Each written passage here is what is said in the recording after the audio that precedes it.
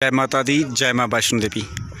भक्त मित्रों, मैं सोमराज शर्मा, ज़िला रियासी व केंद्र शासित प्रदेश जम्मू व कश्मीर से आप सभी भक्तजनों का अपने इस यूट्यूब चैनल पर हार्दिक स्वागत करता हूं। और इस समय आप जो नज़ारा देख रहे हैं वैष्णो देवी दरबार से, और सामने त्रिकुटा पर्वत, और मैं हूं भैरव घाटी के दरबार में। क्योंकि अक्सर आप लोगों ने सुना होगा, माता वैष्णो देवी यात्रा के बाद भैरव बाबा के दर्शन करना बहुत ही ज़रूरी है, क्योंकि इसके बिना जो यात्रा है वो बिल्कुल भी अधूरी रहती है, बाबा भैरव के दर्शन के बिना। तो फ़िलहाल भक्त मित्रों, आपसे यही मेरा निवेदन है, मेरी इस वीडियो को ज़्यादा से ज़्यादा भक्त मित्रों तक भी पहुंचाइए। और यात्रा के संबंधित कोई ऐसी जानकारियां जो आपको चाहिए होंगी तो हमारे इंस्टाग्राम पेज माँ वैष्णो मित्र मंडली परिवार, उस पर भी आप फॉलो करें और अपने सवाल पूछिए। हालांकि मेरा प्रयास यूट्यूब पर भी लगातार रहता है कि हम कम से कम एक स्थानीय नागरिक होने के नाते आपको ढेर सारी जानकारियाँ जो घर बैठे बैठे आवश्यकता पड़ती है वो साझा करूं। और अभी तक अगर आप मेरे यूट्यूब चैनल से नहीं जुड़े हुए हैं तो आज ही अपने सोमराज भाई के चैनल सोमराज जैन के वो सब्सक्राइब करें और यूट्यूब परिवार के सदस्य भी बन जाएं।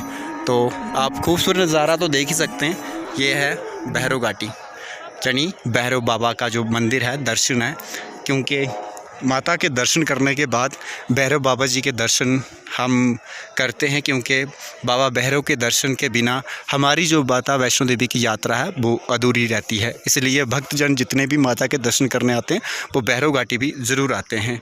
तो मुझे आशा है, उम्मीद है कि आप सभी लोग मुझे टिप्पणियों के रूप में, अच्छे सुझाव के रूप में हमेशा गाइड करते रहते हैं, हमेशा सुझाव देते रहें। क्योंकि आप लोग अगर सुझाव दोगे, कुछ नया करने को, कुछ नया सीखने को मुझे भी मिलता आपसे। और एक बात आप सभी को मैं कहना चाहता हूँ, जितने भी मेरे चाहे पेज के माध्यम से लोग जुड़े हुए हैं, चाहे मेरे यूट्यूब परिवार के माध्यम से जुड़े हुए हैं, या फिर मेरे व्यक्तिगत जितने भी एक निजी तौर पर मेरे रिश्ते नाते हैं, आप में से बहुत सारे दोस्त, भाई बहनें, माएँ, सबको मैं यही संदेश देना चाहता हूं कि इस समय आप ज़रूर माता वैष्णो देवी के दर्शन करने आइए।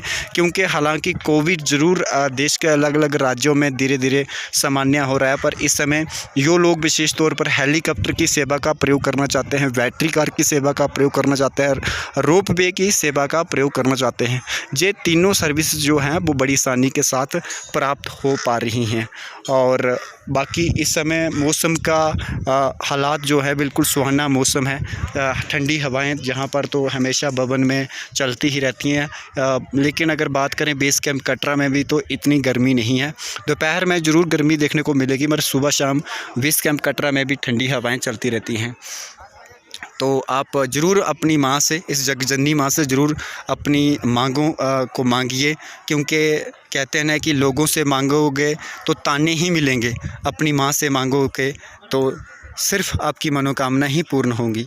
तो मैं यही कहूँगा कि अपने जितने भी मेरे परिवार के माध्यम से लोग जुड़े हुए हैं, सबके लिए सुख शांति, उन्नति, वृद्धि, समृद्धि के साथ पूरा जीवन खुशियों से गतिमान रहे। मेरा प्रयास जो रहता है, हर हफ्ते माता वैष्णो देवी यात्रा के संबंधी जानकारियाँ, और हफ्ते में ज़रूर एक बार माता वैष्णो के दरबार मेरा दर्शन करने का सौभाग्य प्राप्त हो ही जाता है। क्योंकि कोई ना कोई मेरा फेसबुक परिवार कोई ना कोई किसी न किसी माध्यम से कटरा वैष्णो देवी में आते ही रहता है। और मेरा भी मन करता है कि इसी बहाने आप लोगों से मुलाकात हो जाती है, इसी बहाने दर्शन हो जाते हैं और एक अपनापन लगता है। भले ही आप मेरे यूट्यूब परिवार से लोग हैं जुड़े हुए हैं, परंतु एक जो आप लोगों का प्यार है एक परिवार की तरह, इसको हमेशा मैं चाहूँगा कि आप लोग बरकरार रखिए और आगे से आगे इस परिवार को ले जाने में आप सहयोग कीजिए। चलिए, जय माता दी, जय माँ वैष्णो देवी।